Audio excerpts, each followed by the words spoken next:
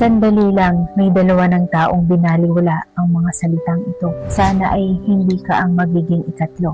Halika muna at manalangin ka kasama ko.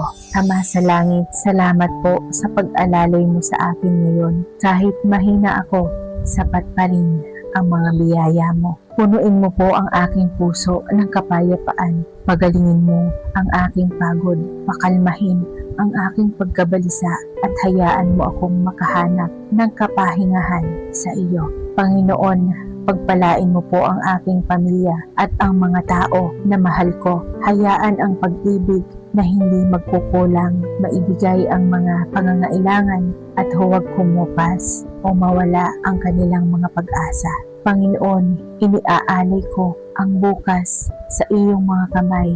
Hindi ako nag-aalala sa mga hindi tiyak, ngunit nagpapasalamat ako dahil alam kong kasama kita.